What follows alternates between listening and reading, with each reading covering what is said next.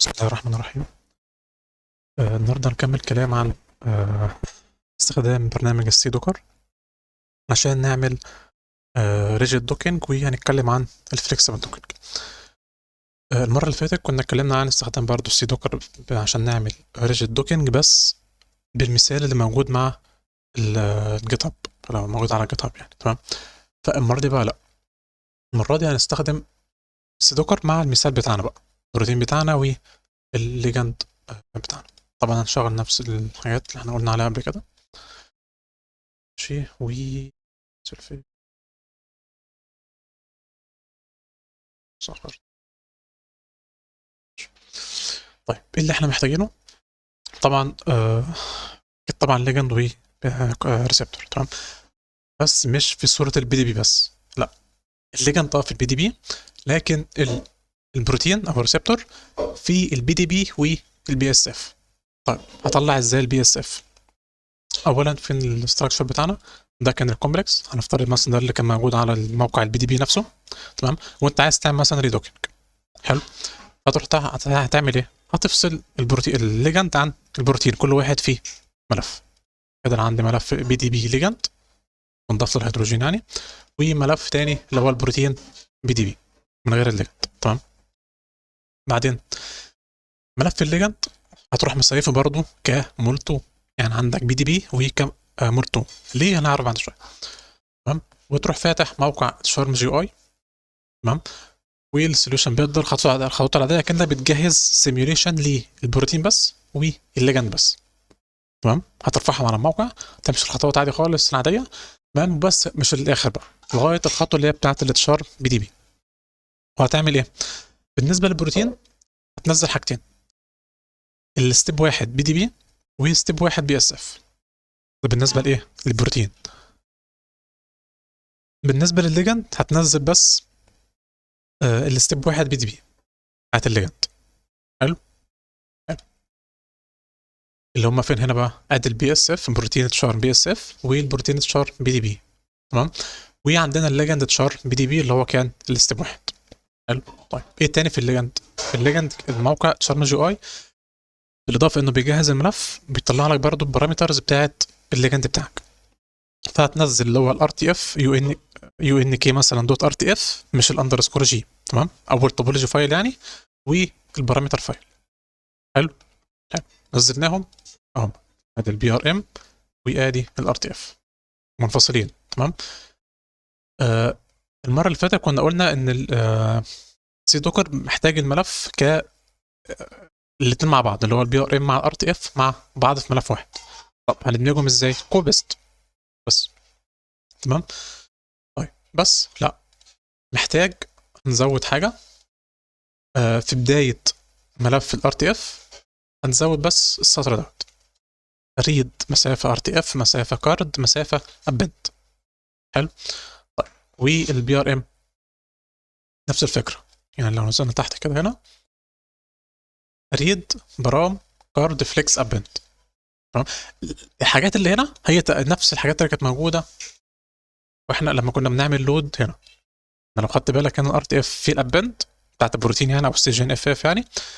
هنا الار تي اف موجود، الابند هيقرا ملف الار تي اف وهيابند على الموجود. تمام. طيب والفليكس والابند اللي هي موجوده هنا بتاعت البي ار ام، عند فليكس وابند. تمام. اللي انا جربته اللي هو دمجت الاثنين مع بعض في ملف واحد اللي هو الليجند ار تي اف. ممكن انت تجرب برضه عشان لو عايز توفر الخطوه دي، تكرر الامر بتاع الريد ار تي اف والريد بي ار ام، بحيث تقرا الار تي اف بتاع الليجند وتابند برضه، وتقرا البي ار ام بتاع الليجند وتابند وتخلي الفليكس ترو. تمام. بدل ما هو ملف واحد يعني، لا، تبقى ملفين اللي هو اللي طالع من الشارم جي اي. طيب. طب ما عنديش مثلا الشارم جي اي، او مش عارف اعمل اكونت في. هو الشارم جي اي مش هو اللي بيطلع البارامتر في التوبولوجي فايل، لا، هو بيستخدم حاجه اسمها سي جي اف اف. ديت التول اللي هي بتعمل جنريشن للبارامتر بتاعت التوبولوجي بتاعت السمول موليكيولز. تمام. فدي تول فري زي تشارم كده، بتخش تنزلها وتسطبها عندك او تسطبها على الكولاب يعني، وتستخدمها من الكوماند لاين عادي. هتديله ملف المولتو وهو يطلع لك الار تي اف والبي ار ام، او بيطلع لك ملف واحد مش فاكر بالظبط يعني. ممكن تخش على الموقع هنا وتشوف الاوتبوت بتاعها يبقى ملف واحد ولا اي ملفين. تمام. ده كده الايه اللي هو الدمج بتاع البي ار ام والار تي اف. تمام. ايه تاني محتاجين؟ الملف دوت كان موجود على الجيت هاب بتاع السي دوكر اللي هو التوتوريال بتاعهم يعني، فهتنزله زي ما هو، بس ما اسموش بروب يعني، اسمه ليه اسم تاني كده طول شويه، فانا عملت بس رينيم، خليته كلمه بروب كاختصار. تمام. ديت عشان تبقى عارف يعني ايه الارقام ديت الراديوس بتاعت الفاندرفيل راديوس بتاع ذرات او بروبس مختلفه، اللي هو على اساسها بيعمل جنريشن لجريدز اللي هو يستخدمها في الدوكينج. طبعا ممكن ترجع لي التفاصيل بتاعه البيبر عشان تعرف ايه الموضوع البروبس والحاجات دي والجريدز اللي بيطلعها. تمام. طيب ايه كده تاني ناقص؟ طبعا محتاجين نعمل ريجنريشن للكونفورمرز. ماشي. محتاج الليجند، الليج سيج اللي هو السيجمنت بتاعت الليجند حسب موجوده في ملف البي دي بي اللي انت هتستخدمه، اللي هو نزلته من تشارم جي اي، اسمه هيت ايه، انت بتكتبها هنا لو اسم مختلف يعني. بي دي بي بي اس اف البروب فايل وكونفجريشن او كونفرميشن فايل، وطبعا الاكس الجريد بقى بتاعتك اللي هي الاكس واي زد سنتر والماكس لاند. طب الارقام دي جبتها منين؟ خلينا نبص كده جبتها ازاي. احنا قلنا عندنا الكومبلكس اصلا اللي هو مثلا نازل من البي دي بي، تمام، في الليجند مع مع البروتين. تمام. طيب طبعا ممكن يعني تطلع السنتر واللينس من استخدام مثلا اوتودوك تولز. دي الطريقه. طب مش عايز اوتودوك تولز، عايز مثلا بايمول، تعمل ازاي؟ هو مفترض الجريد تبقى متسنطره على الاكتف سايت. حلو. طيب اللي هو مفترض هنا مكان الارتباط بتاع الليجند دوت. حلو. طيب ما احنا ممكن اختار الليجند واجيب السنتر اوف ماس بتاعه. حلو. يبقى ده كده السنتر بتاع الجريد. طيب الاكس واي زد تمام من بايمول. طب اللينس بتاعي هتشوف الماكسيمم او الطول الليجند في الاكس والاي والزد برضه من بايمول. تمام. وتجيب اطول مسافه ومثلا تزود عليها مثلا 10 انجستر مثلا او 15 اي رقم يعني معين، يبقى دوت اللينس بتاعك او اللي هو الماكس لين الموجود هنا. طيب اللي عملنا ازاي؟ ايه الاوامر بتاع اللي احنا استخدمناها؟ ادي اخترنا الليجند عشان تجيب السنتر اوف ماس، فبتكتب الامر دوت سنتر اوف ماس مسافه واسم السلكشن اللي هو سيلي، فبيطلع لك الاحداثات بتاعتك الاكس واي زد بتاعت الاي تي بي الليجند بتاعك اللي هو الاي تي بي يعني. تمام. ماشي. تقريبا نفس القيم عندنا سالب 2 4 6 يعني اختلافات بسيطة حاجات من 10 يعني 33 4 7 1 وسالب 28 1 1 2. تمام. طيب جميل. ده كده السنتر اوف ماس. حلو. طيب الماكس لين احنا قلنا هنا في امر هنا اللي هو بتاع جيت اكستنت اندر مسافة سيري. ده بيطلع لي ايه؟ بيطلع لي المينيمم اكس واي زد والماكسيمم اكس واي زد للسلكشن اللي انت مختاره. تمام. بعدين تروح جايب تروح طارح الماكس ناقص المينيمم، فهنا هتبقى 2.337 ناقص 9.201، هنا بتجمعهم يعني. تمام. اللي بعديها 93.423 ناقص 28.725 وهكذا مع الزد. تمام. انت كده جبت اللينس بتاع الليجند او السلكشن في الاكس والاي والزد. طيب هتجيب تشوف اكبر قيمه ايه وهتزود عليها مثلا 10 انجستر مثلا. انت كده عملت جريد محاوطه الليجند بتاعك ومديله مساحه شويه مثلا يغير الكونفورميشن بتاعه او يحصل له ترانسليشن او روتيشن او كده. تمام. وبرده ناخد بالنا هنا ان الجريد هنا الماكس الجريد مكعب مش متوازن الصورات مثلا او كده. طيب ماشي. فدي كده ايه الملفات اللي احنا محتاجينها وازاي بنختار السنتر والماكس. طبعا نفترض مثلا انت ما عندكش مثلا كو كريستلايزد ليجند وعايز برضو السنتر بتاع الجريد والماكس الماكس اللي هنجيبها ازاي بقى؟ مفترض انت عارف الاكتف سايت على الاقل يعني، هتحدد الامينو اسيدز اللي هي الاكتف سايت، برضه نفس الفكره السنتر اوف ماس بتاع السلكشن هنا بقى الامينو اسيد والاكستنت بتاع السلكشن، وبرضه تزود عليها مثلا 10 انجستروم على اطول رقم مثلا. تمام. بكده احنا حددنا ايه الابعاد بتاعه الجريد بتاعتنا. هنعمل فولدر هنا هنسمي مثلا ترايل عشان هنا الحاجات هنا شغاله على الترايل. تمام. وهنرفع فيه الملفات بتاعتنا ديت. ايه بقى بالاضافه للملفات طبعا انت محتاج التوبولوجي والبارامتر بتاعت شارب 36 نفسه اللي هي بتاعت البروتين بقى. تمام. فطبعا دي ممكن تنزل اصلا الفورس فيلد وتختار الملفات بتاعتك. تمام. هي المفروض ده الحل يعني اللي انت تعمله. تمام. ونرفع البي اس اف بي دي بي بروب ليجند تشارب ليجند ار تي اف ثانيه. ماشي. تمام. عقبال ما يرفع الملفات، طبعا احنا قلنا قبل كده يعني يفضل انك تكتب الكود في ملف بايثون وترنه كامر اللي هو من التيرمينال يعني بتاع الكولاب. ماشي. فهناخد ده كده كوبي وهنعمل برضه جوه الترايل. اخلي بره كونتنت هنا نيو فايل. سمين بلاي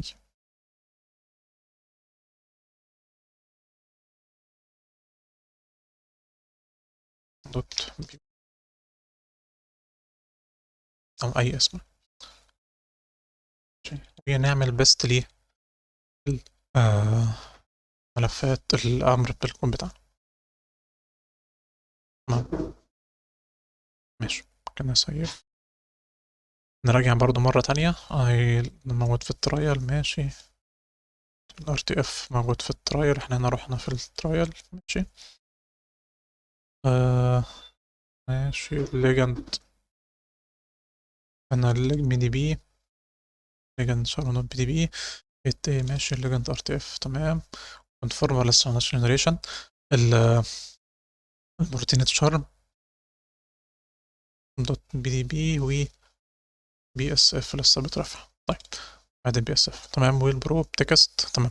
ناقص بس ايه الجنريشن بتاع الكونفورمرز. تمام.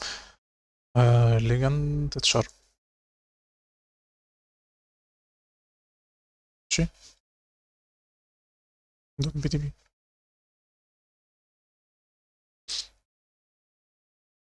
هذا الكونفورمرز. ماشي.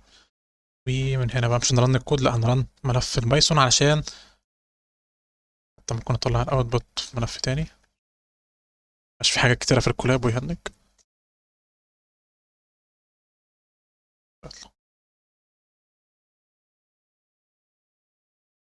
مفترض لو هو شغال يعني مفترض يطبع لي في الاخر الاتنين دولت، او يعني مش هطبعهم عشان يطلع لي ملف اسمه اوت دوت اوت. تمام. في اخر الملف يعني اللي هو التايم بتاع الرن اللي هو استخدمه يعني. كده عمل الجنريشن بتاع الجريدز كده شغال.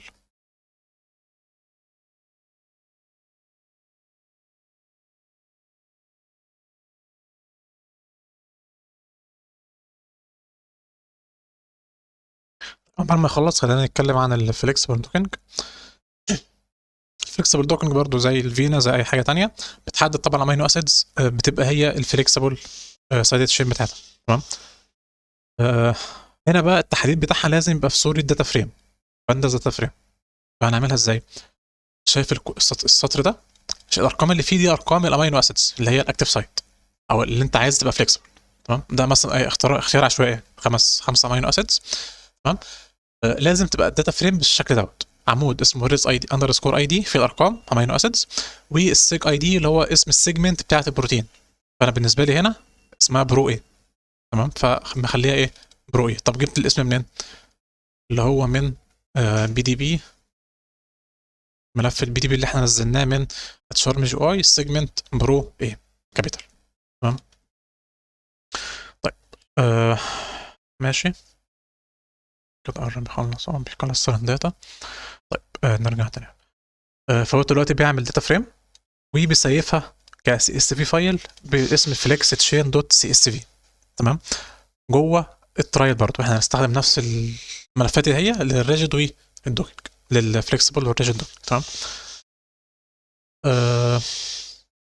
هنا بقى في مشكله هنا او يعني في مشكله في الكود عندهم مقارنه يعني بيطلع ايرور لما بتشغله مع نسخه حديثه من الباش. تمام. فالتعديل كان في حد كاتبه في الجيت هاب فانا عملته وموجود في ملف اللي اسمه سي دوكر دوت باي بالتعديل بتاعه. فهننسخه لمكان البايت شرب على الكولاب. تمام. فبرضه هنرفع الملف دوت على جوه الترايل وهننسخه. ماشي. اللي هو السي دوكر ده بالتعديل جوه الترايل هنا. وننسخ ده، أو لما يجي دور يبقى ننسخه. طيب كده هو خلص. عرفت ازاي انه خلص؟ علامة الكلاب وقفت تمام، وهنا خلص، والاوت والدوك ريزلت ظهرت، وملف الاوت دوت اوت طلع بره. تمام. فدوت كل الاوت بوت اللي طلع، اللي المفترض كان يطلع لو احنا كنا مش عاملين الجزء ده.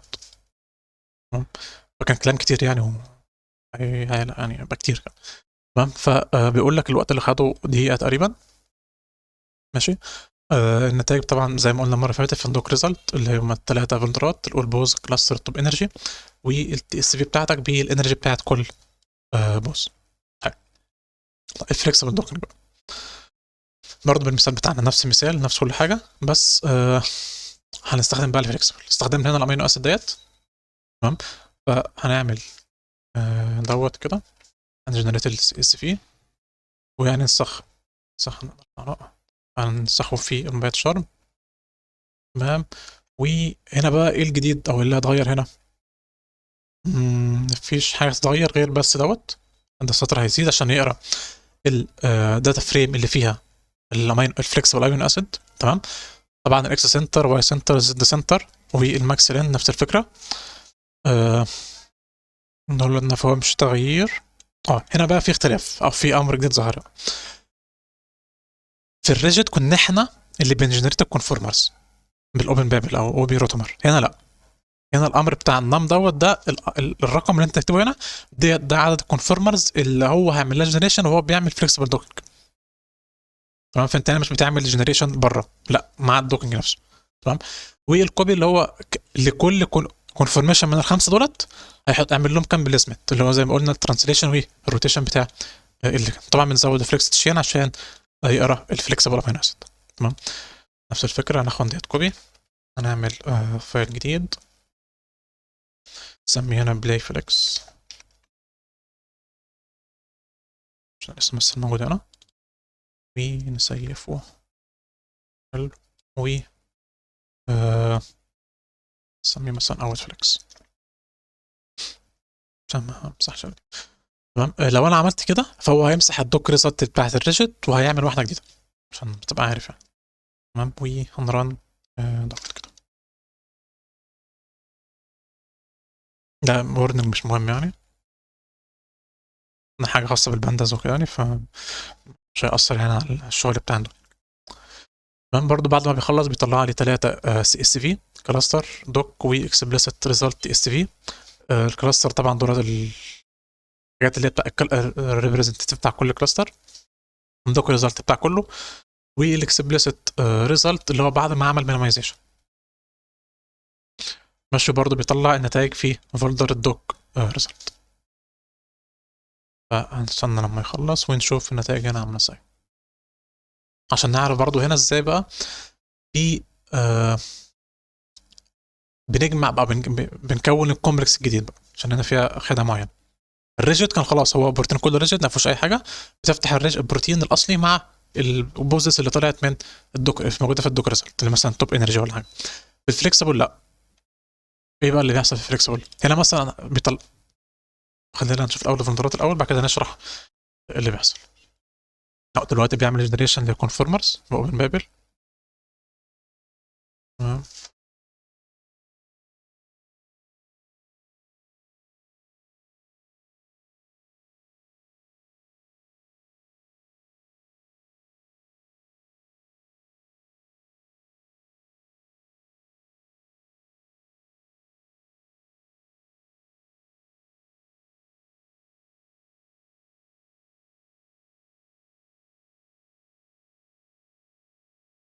تقريبا قرب يخلص.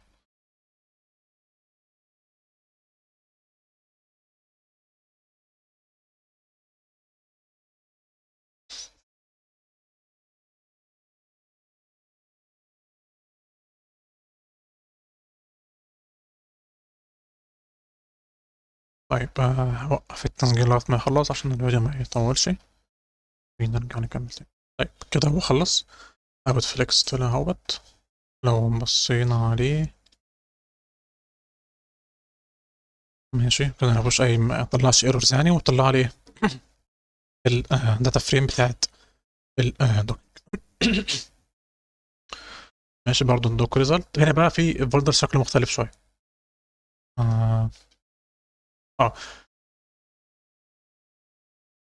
هنا الاول في فولدرين، واحد اسمه كلاستر وواحد اسمه دوك بوز. دوك بوز دوت كله تمام، كل النتائج الدوكينج اللي هو عملها، بس هنا بقى في صوره مختلفه. احنا قلنا هنا بنعمل فليكسبل، انت عندك امينو اسيدز فليكسبل وعندك الليجند تمام. ففي الليجند هنا كل البوزز بتاعت الليجند تمام، وفي البروتين ديت الروتيشنز او الكونفورميشنز المختلفه بتاعت الفليكسبل امينو اسيدز. حلو. طيب فاحنا هنبص على الكلاستر، نفس الفكره الليجند تمام والبروتين. فهنا طلع لي بس اتنين كلاستر تمام. فانت هتعمل ايه؟ هتنزل توب واحد هنا وتوب واحد هنا في البروتين وفي الليجند. حلو. اللي هو مثلا دولت الفليكس عباره عن ايه؟ عباره عن بس الامينو اسيدز ستيكس تمام اللي انا اخترتها كفليكسبل تمام، والليجند اللي هو كان اللي طلع من الدوكينج من الفليكسبل دوكينج تمام. طيب برضه ده كده مش مهم بالنسبه لي، انا عايز الاخر يطلع لي كومبلكس بروتين كامل على بعضه مع الليجند بتاعي. فبنعمل ايه بقى؟ واحده واحده. نكتب الخطوات هنا برضه عشان ما ننساش. اول حاجه هتفتح الملفين الفليكس امينو والكومبليت بروتين. ادي الفليكس امينو اسيد تمام، وهنفتح عليه البروتين الاصلي اللي هو كان بروتين شارب اللي احنا استخدمناه في الدوكينج تمام. طيب بعدين هتمسح الفليكس امينو من الكومبليت بروتين. ما الكلام منطقي، انت كده عندك لو بصينا كده على السيكونس عندي الجزء ده متكرر هنا ومتكرر هنا تمام من غير ال يعني تمام. فهنمسح يعني ايه؟ هنمسح اللي هو الموجود اصلا في البروتين الاصلي تمام. فنتاكد ان نختار الامينو اسيد صح ونعمل لها هنا ريموف اتومز. حلو حلو. لو انت سيفت كده مش هيدمجه. طب ايه الخطوه اللي قبلها؟ لازم تعمل رينيم للتشين بتاعت الفليكس اللي هم دولت تمام، تبقى نفس اسم التشين بتاع البروتين الاصلي. طب التشين هنا اسمها ايه؟ البي اللي هنا قبل ال 24 دي تمام. فهتروح اعمل ايه؟ مختار دولت كده الفليكسبل امينو اسيد، وهي تكتب التر مسافه سيلي وما تشين بيساوي ونفس الحرف بالكابيتال او السمول او مهما كان ايه هو الحرف وبالحاله بتاعته تمام. كده الاثنين اتش ان بي. وبعدين هتسيف في ملف واحد تمام. ففايل اكسبورت كله ماشي سيف كان بي تي بي طبعا، ونسيفه في الكومب دوت بي تي بي اوفر رايت تمام. لو بصينا على الكومب دوت بي تي بي ماشي ادي سيكونس واحده هنسيف تمام. ده كده البروتين كامل. حط عليه الليجند، للاسف مش فليكس الليجند تمام. ادي مكان الدوكينج بتاع الليجند. طيب نقارنه كده بالاصلي الشكل يعني مرات شكل. فين البروتين الليجند الاصلي اهو تمام. حلو. طيب فين البروتين الاصلي عشان نشوف موضوع السايد تشينز ديت. هو كان دوت ماشي. نكبر كده شويه. ادي طبعا هو عشان هي جزء معين من الامينو اسيد فهو في السايد تشين اللي هنا في الجزء ده تمام. لو بصينا على الاصفر والاخضر كان ديت والجي تي تي واي شو السايد تشينز كاستكس تمام. والجي فين دي اسف دي جي تي تي واي تمام. وشو سيلكشن ك سايد تشينز كاستكس ماشي. لاحظ في بعض الاختلافات في الروتيشن بتاع السايد تشينز زي مثلا ديت ده كده اللي هو الاصلي الاصفر، والاخضر بعد ما عمل دوكينج تمام. في بعض الاختلافات في الامينو اسيدز في الروتيشن بتاع الامينو اسيد مثلا او الكونفرميشن بتاعها تمام ماشي. فديت الخطوات بتاعه دمج الفليكسبل دوكينج مع البروتين الاصلي عشان يطلع لها في الاخر كومبلكس واحد تقدر تعمل له بعد كده سيميليشن. طب عايز اعمل سيميليشن بقى للكومبلكس دوت، مش احنا اصلا استخدمنا تشارم فورس فيلد يعني عندك البارامترز جاهزه اصلا بتاعت البي ار ام والار تي اف، بس هتروح رافع الكومبلكس بتاعك اللي هو الكومب دوت على تشارم جي اي تمام، وتدي له نفس البارامترز بتاعت الليجند البي ار ام والار تي اف تمام، وهي تمشي الخطوات عادي. مفيش اي مشاكل، وتعمل كومبلكس، تعمل سيميوليشن لنتيجه الدوكينج ده. تمام. فده كده كان استخدام السي دوكر الفليكسبل والريجيد مع المثال بتاعنا. تمام. اتمنى اكون استفدتوا، والسلام عليكم.